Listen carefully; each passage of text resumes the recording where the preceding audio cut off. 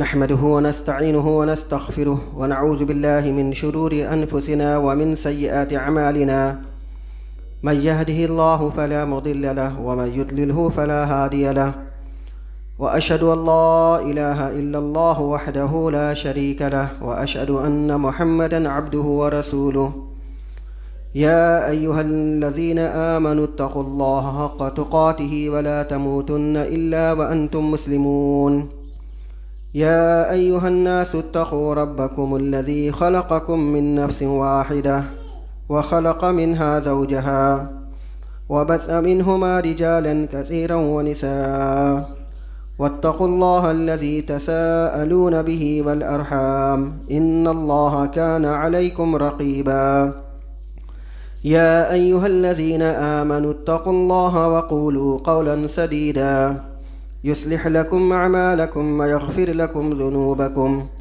ومن يطع الله ورسوله فقد فاز فوزا عظيما أما بعد فإن خير الحديث كتاب الله وخير الهدي هدي محمد صلى الله عليه وسلم وشر الأمور محدثاتها وكل محدثة بدعة وكل بدعة ضلالة وكل ضلالة في النار أعوذ بالله السميع العليم من الشيطان الرجيم من همزه ونفخه ونفثه بسم الله الرحمن الرحيم الذين آمنوا ولم يلبسوا إيمانهم بظلم أولئك لهم الأمن وهم مهتدون رب اشرح لي صدري ويسر لي أمري واحلل عقدة من لساني يفقهوا قولي سبحانك لا علم لنا إلا ما علمتنا إنك أنت العليم الحكيم وتب علينا إنك أنت التواب الرحيم۔ تمام قسم کی تعریف، کبریائی، حمد و ثنا اس اللہ وحدہ لا شریک کے لائق و زیبا ہے جس نے اس ساری کائنات کی تخلیق فرمائی، ہماری ضرورتوں کے واسطے ہر ایک چیز کو مہیا فرمایا، ہماری رشد و ہدایت کے لیے انبیاء اور رسولوں کا سلسلہ جاری فرمایا اور ہمیں مسلمان بنایا۔ درود و سلام نازل ہو تمام انبیاء کرام علیہم الصلاۃ والتسلیم پر، خصوصاً امام کائنات، امام الانبیاء، افضل البشر، خاتم النبیین، شفیع المذنبین اور رحمۃ للعالمین محمد صلی اللہ علیہ وسلم پر۔ اللہم صل علی محمد وعلی آل محمد کما صلیت علی ابراہیم وعلی آل ابراہیم انک حمید مجید۔ اللہم بارک علی محمد وعلی آل محمد کما بارکت علی ابراہیم وعلی آل ابراہیم انک حمید مجید۔ معزز حاضرین جمعہ، عزیز بچوں، گزشتہ 3 ہفتوں سے جو آیت کریمہ آپ کے سامنے پڑھی گئی ہے، اسی آیت کریمہ کی روشنی میں توحید کے تعلق سے بہت ساری باتیں بتلائی گئیں۔ آج بھی انشاءاللہ اسی آیت کریمہ کی روشنی میں توحید ہی کے تعلق سے کچھ ضروری اور اہم باتیں آپ کو بتلائی جائیں گی۔ اللہ رب العزت سے دعا ہے کہ اللہ تعالی ہمیں حق کہنے، حق سننے، حق سمجھنے اور حق باتوں پر عمل کرنے کی توفیق عنایت فرمائے، آمین۔ سورہ انعام، سورہ نمبر 7 آیت نمبر 82 میں اللہ رب العزت نے ارشاد فرمایا، الذین آمنوا ولم یلبسوا ایمانہم بظلم اولئک لہم الامن وہم مہتدون۔ جو لوگ ایمان لائے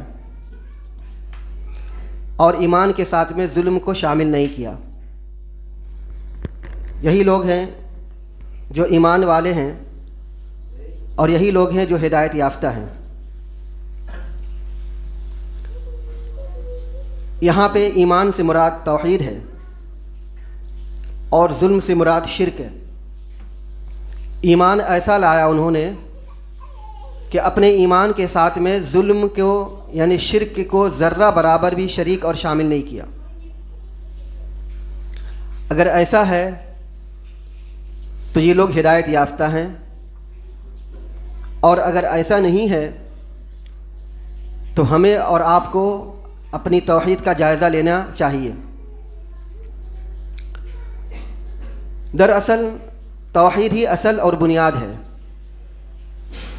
انبیاء کرام علیہم الصلاۃ والتسلیم اس دنیا کے اندر میں جس مقصد اور جس مشن کے لیے آئے تھے وہ توحید ہی تھا۔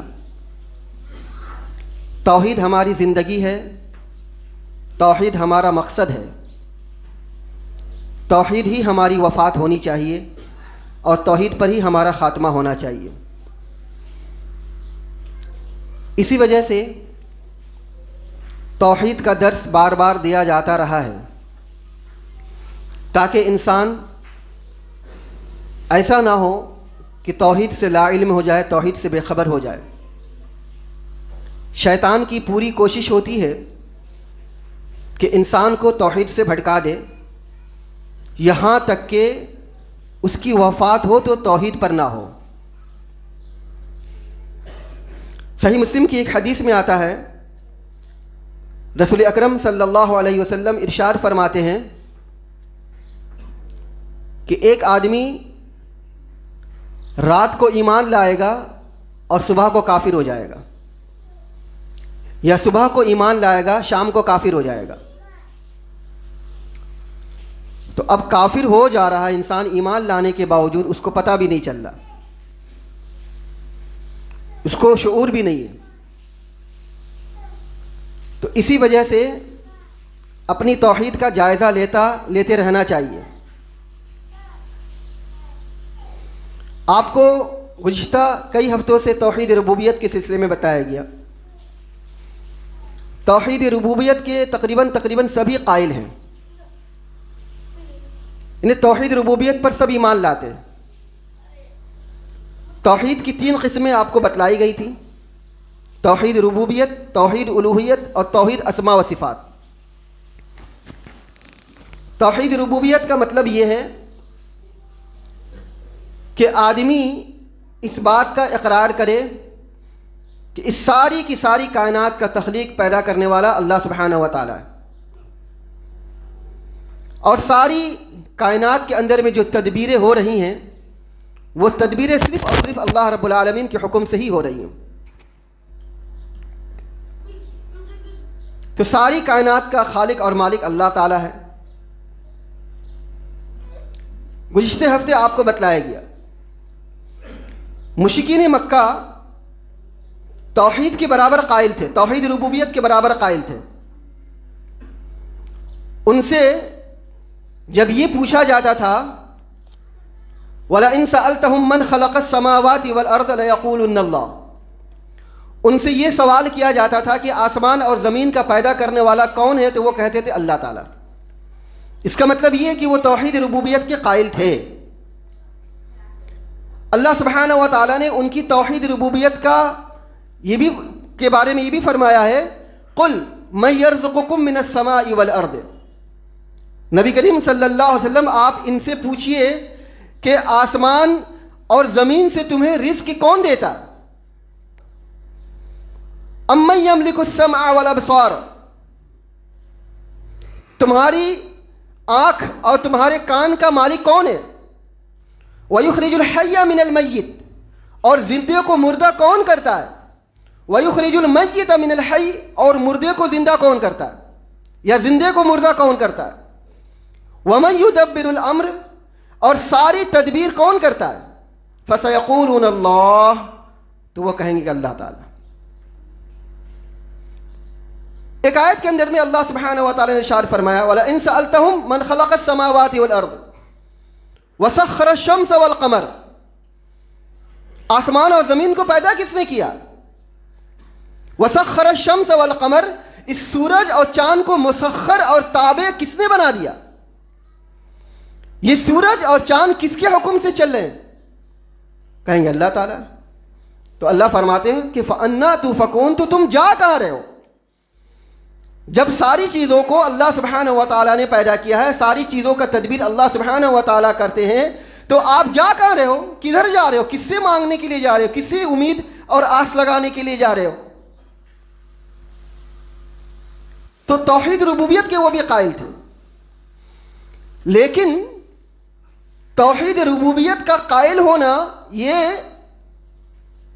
ضروری نہیں ہے کہ آپ بچ جائیں گے، یا یہ کافی نہیں ہے، بلکہ توحید ربوبیت کے ساتھ ساتھ توحید الوہیت پر ایمان لانا اور اس پر عمل کرنا بالکل ضروری ہے۔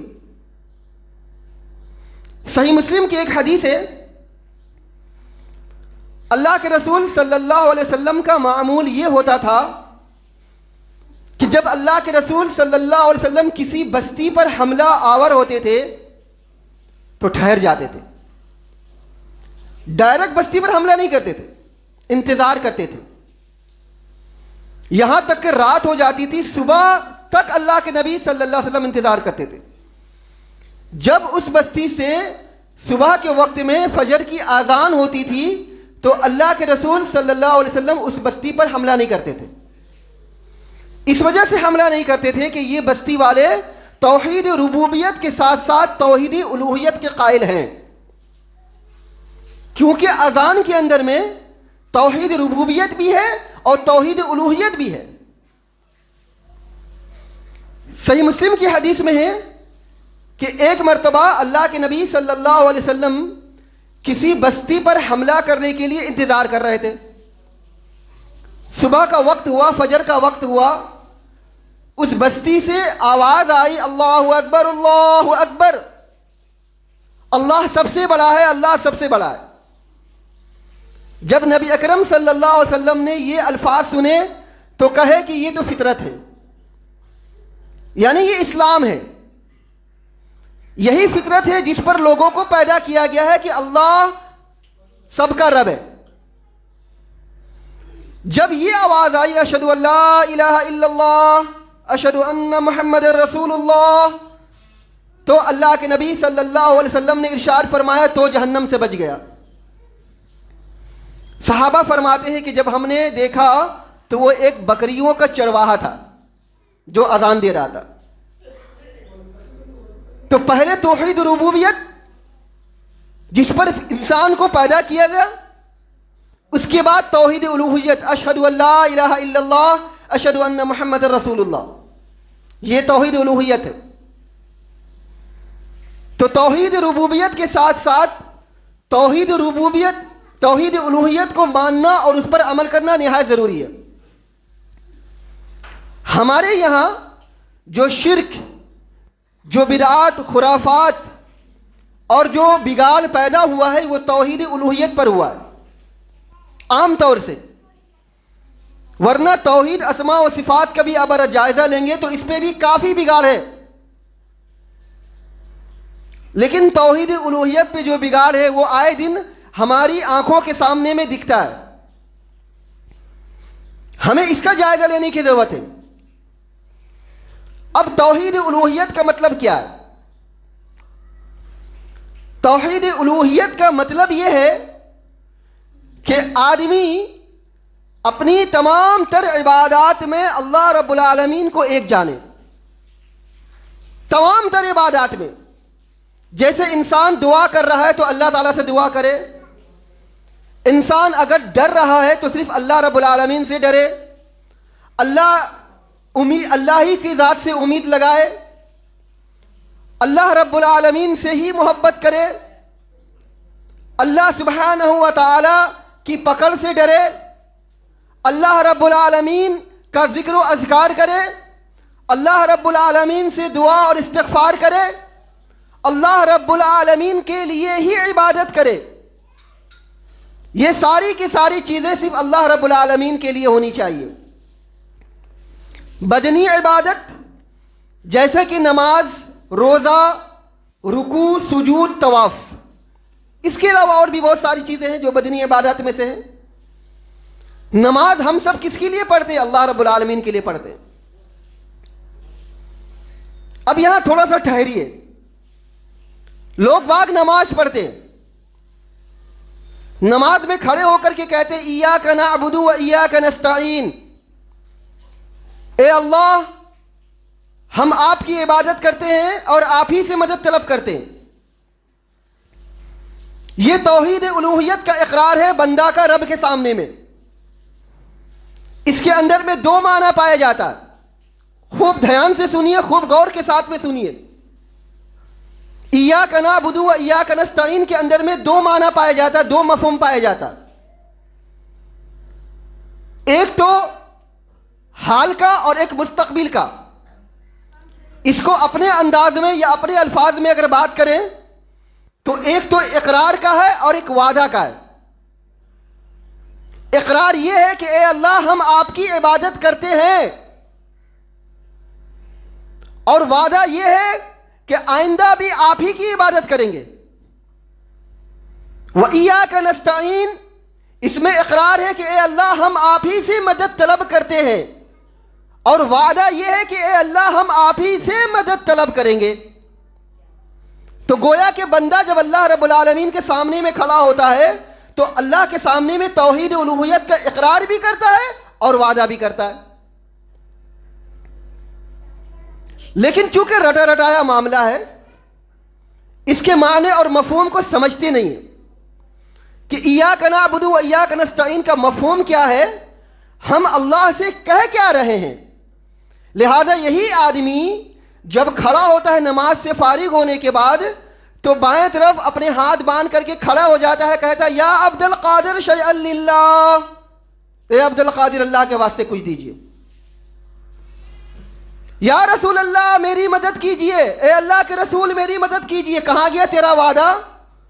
کہاں گیا تیرا اقرار جو تو ابھی اللہ کے سامنے میں کر رہا تھا کہ اے اللہ ہم تیری ہی عبادت کریں گے، تجھی سے مدد طلب کریں گے، اور ابھی نماز سے فارغ ہوا تو بائیں طرف ہاتھ باندھ کے کھڑا ہو کر کے کہ عبد القادر سے مدد مانگ رہا۔ اس کا مطلب یہ ہوا کہ اس نے توحید الوہیت کو سمجھا ہی نہیں ہے۔ اگر سمجھا ہوتا تھا تو صرف اللہ رب العالمین کے لیے ہی دعا کرتا، اللہ ہی کی عبادت کرتا، اللہ سے فریاد کرتا، اللہ ہی سے مدد طلب کرتا، دوسرے تیسرے کسی مدد طلب نہیں کرتا۔ یہ چیز ہمارے یہاں پائی جاتی ہے۔ اس کے علاوہ اور بھی آپ دیکھ لیجئے محفلوں میں، عام محفلوں کے اندر میں ہر جمعرات کے دن قبر پہ جا کر کے حاضری دینا اور ان سے فریاد کرنا، تو یہ مسلمانوں کا ایک لازمی حصہ بن چکا ہے، اس کے بغیر ان کا ایمان مکمل نہیں ہوتا۔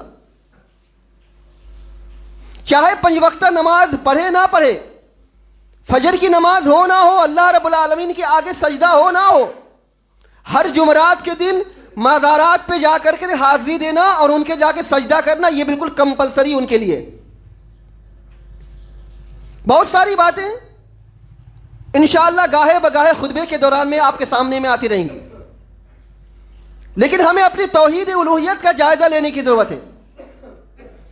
اسی طریقے سے روزہ، رکوع، سجود، طواف، یہ صرف اور صرف جو ہے مالی عبادات میں سے ہے، یہ صرف اور صرف اللہ رب العالمین کے لیے ہونی چاہیے۔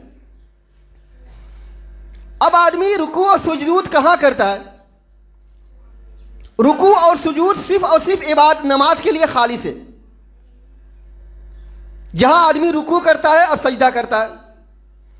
لیکن یہی رکوع اور سجدہ کسی غیر کے لیے ہو تو گویا کہ وہ توحید الوہیت کو سمجھتا نہیں ہے۔ اس کے علاوہ جو طواف ہوتا ہے، خانہ کعبہ کا طواف ہوتا ہے، اور یہ صرف اور صرف اللہ رب العالمین کے لیے ہی ہوتا ہے، لیکن کتنے ہی ایسے لوگ ہیں جنہوں نے نقلی خانہ کعبہ بنا کے رکھا ہوا ہے اور اس کا طواف کرتے ہیں۔ یا نقلی خانہ کعبہ کے تو چھوڑ دیجئے، بہت ہی مشہور معروف بہت ہی بڑا درگاہ ہے، فلاں ولی کا، فلاں پیر کا بہت بڑا درگاہ ہے، وہاں پہ 7 چکر لگانے سے، طواف کرنے سے ہر انسان کی مراد پوری ہو جاتی ہے، بالکل ضروری ہے۔ اب لوگ جتنا بڑا درگاہ ہوگا اتنا بڑا طواف، اور جتنا بڑا طواف اتنا زیادہ ان کی آرزو پوری ہو جائے گی، ان کی تمنائیں برآئیں گی۔ یہ ہمارے یہاں پایا جاتا، تو ہمیں اپنے توحید الوہیت کا جائزہ لینے کی ضرورت ہے۔ اس کے علاوہ مالی عبادت میں دیکھ لیجئے، زکوٰۃ، قربانی، نذر و نیاز، اس مالی عبادت میں بھی صرف اور صرف اللہ رب العالمین کی رضا مقصود ہونی چاہیے۔ مالی عبادات بھی صرف اور صرف اللہ تعالیٰ کے لیے ہی ہونے چاہیے۔ زکوٰۃ لوگ اللہ رب العالمین کے لیے نکالتے ہیں، اللہ رب العالمین کی رضا کے لیے نکالتے ہیں، لیکن اسی زکوٰۃ کو اگر کوئی دوسرے کے لیے نکالے یا دوسرے کو راضی اور خوش کرنے کے لیے نکالے تو یہ توحید الوہیت پر ڈاکہ ڈالنا ہے. مثال کے طور پہ صحیح مسلم کی حدیث ہے، ابو ہریرہ رضی اللہ تعالیٰ عنہ اس کے راوی ہیں. 3 آدمی کو اللہ سبحانہ و تعالیٰ کے سامنے میں لایا گیا. ان میں سے ایک آدمی ایسا تھا جس کو اللہ سبحانہ و تعالیٰ نے بہت سارے مال و اسباب سے نوازا تھا، اور وہ اللہ رب العالمین کے دیے ہوئے مال و اسباب میں سے خرچ بھی کرتا تھا. نیت کیا تھی اس کو معلوم ہے، اللہ کو معلوم ہے. جب اس آدمی سے پوچھا گیا کہ تجھے اللہ نے مال و اسباب عطا کیے، تو نے خرچ کہاں کیا؟ تو وہ آدمی کہتا ہے، اے اللہ، میں نے تیری رضا کے لیے تیرے راستے میں زکوٰۃ اور صدقات کیے، اسلام کے راستے میں اسلام کی سربلندی کے لیے خرچ کیا، اور جہاں جہاں تو نے خرچ کرنے کا مجھے حکم دیا تھا اور جس کا تو نے مجھے حق دیا تھا کہ یہ حقدار ہے، حقداروں کا حق ادا کرو، میں نے کیا. اللہ سبحانہ و تعالیٰ اس سے ارشاد فرماتا ہے کہ تو جھوٹ بولتا ہے. تو جھوٹا اس وجہ سے ہے کہ تو نے سارے کام کیے، تو نے اللہ میرے راستے میں خرچ کیا، تو نے حقداروں کا حق ادا کیا، تو نے اسلام کی سربلندی کے لیے خرچ کیا، لیکن اس میں صرف میری رضا مقصود نہیں تھی، مجھے راضی کرنا مقصود نہیں تھا. مقصد یہ تھا کہ لوگ تجھے سخی کہیں، لوگ تجھے کہیں کہ تو بہت دیالو ہے، تو بہت زیادہ خرچ کرنے والا ہے، تو بہت رحم دل ہے. تجھے کہا گیا دنیا کے اندر میں، دنیا کی زندگی میں تو جس مقصد کے لیے لوگوں پر خرچ کرتا تھا وہ مقصد تیرا دنیا میں پورا ہو گیا. اب اس حدیث کی روشنی میں اپنی تمام تر عبادات کا جائزہ لیجئے کہ ہم تمام تر عبادات اللہ رب العالمین کے لیے خالص کرتے ہیں یا کسی اور کے لیے کرتے ہیں. اگر آپ کی تمام تر عبادات میں صرف اور صرف اللہ رب العالمین کی رضا مقصود ہے تو گویا کہ آپ توحید الوہیت کے قائل ہیں. لیکن اگر آپ ان تمام عبادات میں ذرہ برابر بھی اللہ رب العالمین کی رضا مقصود نہ ہو، یا اللہ رب العالمین کی رضا کے ساتھ ساتھ کسی اور کی بھی رضا مقصود ہو، تو گویا کہ آپ توحید الوہیت پر ڈاکہ ڈالتے ہیں. آپ نے توحید الوہیت کو سمجھا ہی نہیں. اس حدیث کی روشنی میں اپنی تمام تر عبادات کا جائزہ لے لیجئے، چھوٹی سے چھوٹی اور بڑی سے بڑی عبادت کا. اسی طریقے سے نذر و نیاز، اللہ کے رسول صلی اللہ علیہ وسلم ارشاد فرماتے ہیں، صحیح بخاری کی حدیث ہے، من نذر لغیر اللہ فقد اشرک، جو اللہ کے علاوہ کسی اور کے لیے نظر مانتا وہ شرک کرتا. اب یہ نذر و نیاز جو ہوتا ہے ہمارے سماج میں، ہمارے سوسائٹی میں، کس کے لیے ہوتا ہے، کن کے نام پہ ہوتا ہے، سب کو اچھی طریقے سے پتا ہے. نذر و نیاز صرف اللہ رب العالمین کے لیے ہونی چاہیے. نظر سے مراد کیا ہے؟ نظر سے مراد یہ ہے کہ آدمی اپنی تمام چیزوں کو اللہ کے حوالے کر دے، تمام چیزوں کو اللہ کے لیے سونپ دے. لیکن یہی کام اگر کسی غیر اللہ کے لیے کرتا ہے تو گویا کہ یہ توحید الوہیت کو سمجھتا نہیں ہے. تو نذر و نیاز صرف اللہ رب العالمین کی رضا کے لیے ہونی چاہیے. اسی طریقے سے قولی عبادت سے مراد یہ ذکر استغفار، جو بھی ذکر ہو وہ اللہ رب العالمین کی رضا کے لیے ہونی چاہیے، اور استغفار اللہ رب العالمین کے لیے، اللہ کے لیے ہونی چاہیے. اور ذکر بھی وہ ہونا چاہیے جس کی رہنمائی رسول اکرم صلی اللہ علیہ وسلم نے کی ہے. یہاں میں ایک بات آپ سے کہتا چلوں، آج فیس بک اور واٹس ایپ کا دور ہے. لوگوں کے سامنے میں ایک میسج آتا ہے یا ایک امیج آتا ہے، اس امیج کے اندر میں دعائیں ہوتی ہیں، کسی دعا کے اندر میں حوالہ بھی ہوتا ہے. اب لوگ سمجھتے ہیں کہ یہ بہت ہی بہترین دعا ہے، بہت ہی اچھی دعا ہے، اس کو یاد کرتے ہیں تاکہ اپنی زندگی میں کامیابی حاصل ہو جائے. اس کے ساتھ ساتھ میں لوگوں کی بھلائی بھی مقصود ہوتی ہے تو اس کو فارورڈ کر دیتے تاکہ اور لوگ بھی اس کو یاد کریں اور لوگوں کے اندر بھی بھلائی ہو. لیکن وہ دعا جو آپ پڑھ رہے ہیں، جس کو آپ نے دیکھا ہوا ہے، جس پہ نیچے حوالہ لکھا ہوا ہے، کبھی بھی آپ نے اس کو سمجھنے کی یا اس کو پرکھنے کی کوشش نہیں کی. آپ کو بتاؤں گا میں انشاءاللہ کہ توحید الوہیت کی 3 قسمیں ہیں. ان میں سے ایک قسم یہ ہے توحید طریق. توحید طریق کا مطلب یہ ہے کہ جو بھی عبادت ہو وہ صرف اور صرف رسول اکرم صلی اللہ علیہ وسلم کے فرمان کے مطابق اور ان کی رہنمائی کے مطابق ہونی چاہیے. جو بھی عبادت اگر آپ رسول اکرم صلی اللہ علیہ وسلم کی رہنمائی اور ان کی حکم کے خلاف کرتے ہیں تو وہ عبادت آپ کے منہ پر مار دی جائے گی. یہ توحید الوہیت نہیں ہے. اچھی طریقے سے سمجھ لیجئے. تو ذکر جو ہم پڑھتے ہیں اس کو کبھی ہم سمجھنے کی یا پرکھنے کی کوشش نہیں کرتے. آیا یہ رسول اکرم صلی اللہ علیہ وسلم کا بتایا ہوا ذکر ہے یا بس یوں ہی ایسے ہی ہے؟ اگر وہ ذکر رسول اکرم صلی اللہ علیہ وسلم کا بتایا ہوا ہے، صحیح معنوں میں ہے، تب تو ٹھیک ہے، فبیہا و نعما. لیکن اگر وہ رسول اکرم صلی اللہ علیہ وسلم کا بتایا ہوا نہیں ہے اور اس دھڑا دھڑا آپ اس پہ عمل کرتے جا رہے ہیں اور فارورڈ کرتے جا رہے ہیں تو معاف کیجئے، اس کا کوئی فائدہ نہیں ہونے والا آپ کو. تو جتنے بھی ذکر اور استغفار ہیں وہ صرف اور صرف اللہ رب العالمین کے لیے ہونی چاہیے اور رسول اکرم صلی اللہ علیہ وسلم کے طریقے کے مطابق اور ان کے بتائے ہوئے حکم کے مطابق ہونی چاہیے. یہ توحید الوہیت کو اچھی طریقے سے سمجھ لیجئے.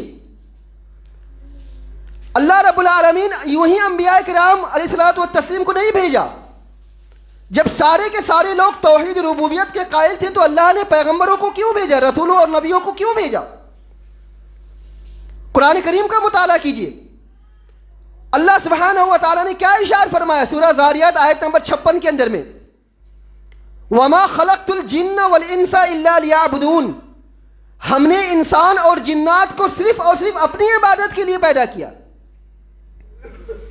تو توحید ربوبیت کے ساتھ ساتھ توحید الوہیت یعنی عبادت بھی ضروری ہے. اللہ سبحانہ و تعالیٰ ارشاد فرماتے وَلَقَدْ بَعَثْنَا فِي كُلِّ أُمَّةٍ رَسُولًا أَنِ اعْبُدُوا اللَّهَ وَاجْتَنِبُوا الطَّاغُوتَ. یہ سورہ نحل کی آیت ہے.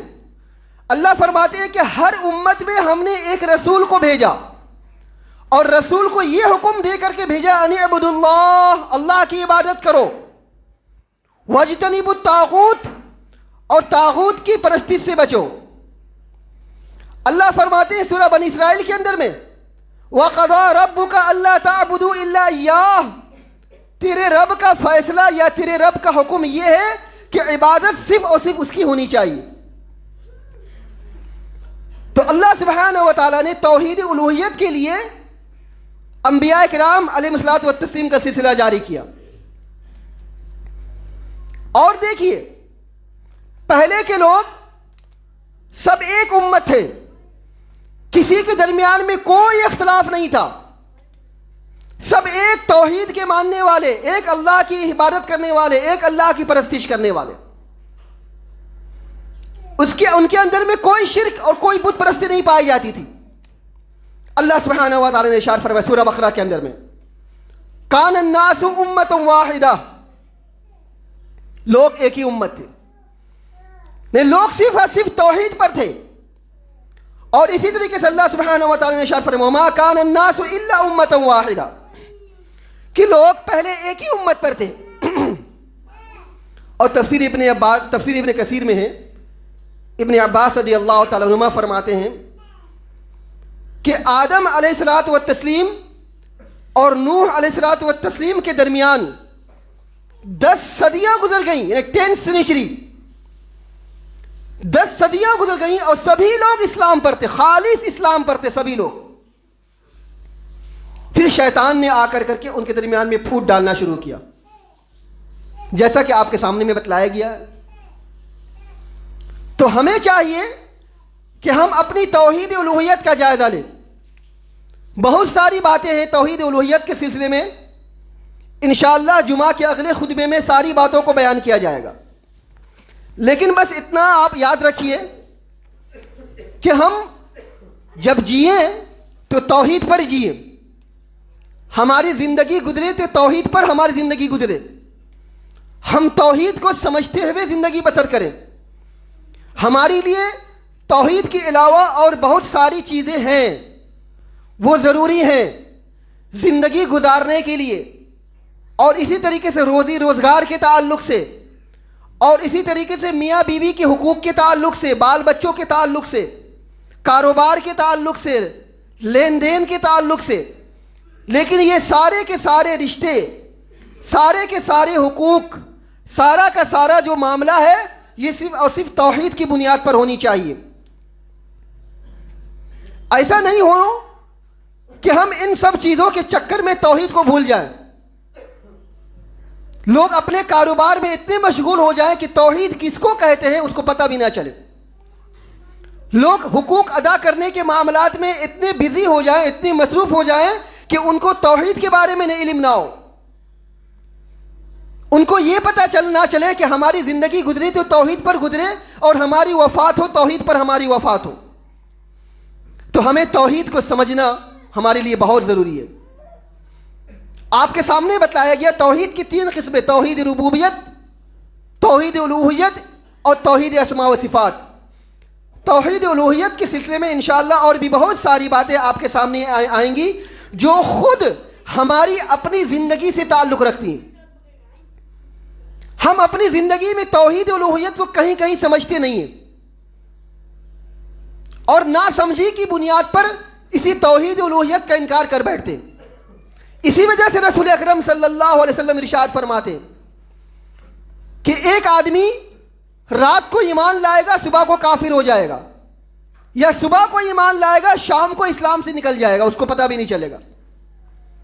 اس لیے بہت شتک رہیے اور بہت الرٹ رہیے، اور اپنی زندگی میں توحید کو لانے کی کوشش کیجیے۔ دعا کیجیے اللہ سبحانہ و تعالی ہم سبوں کو توحید کو سمجھنے کی توفیق عطا فرمائے۔ الہ العالمین ہم تمام مسلمانوں کو توحید کے مطابق زندگی بسر کرنے کی توفیق عطا فرمائے، اور ہمارا خاتمہ ہو تو توحید پر ہی ہمارا خاتمہ ہو۔ الہ العالمین ہم میں جو بیمار ہیں انہیں شفا کاملہ عاجلہ عطا فرما، جو پریشان حال ہیں ان کی پریشانیوں کو دور فرما، جو قرض دار انہیں قرضہ ادا کرنے کی توفیق عطا فرما۔ ہمارے مسلمان بچے اور بچیوں کی حفاظت فرما، جو بچے اور بچیاں امتحانات دے رہے ہیں الہ العالمین تو ان کے امتحانات میں کامیابی عطا فرما، جو اپنے رزق کے حلال کے لیے جد و جہد کر رہے ہیں الہ العالمین تو ان کے رزق کے حلال میں کامیابی عطا فرما، ان کی جد و جہد میں کامیابی عطا فرما۔ الہ العالمین ہمارے علماء، ہمارے مدارس اور ہماری مساجد کی حفاظت فرما، ہمارے ائمہ اور ہمارے دعات کی حفاظت فرما۔ الہ العالمین جب تک ہم جئیں کتاب اللہ اور سنت رسول اللہ صلی اللہ علیہ وسلم پر عمل کرتے ہوئے جئیں، اور جب ہمارا خاتمہ ہو انہی دونوں پر عمل کرتے ہوئے ہمارا خاتمہ ہو۔ اقول قولی ھذا واستغفر اللہ لی ولکم ولسائر المسلمین، وآخر دعوانا الحمد للہ رب العالمین۔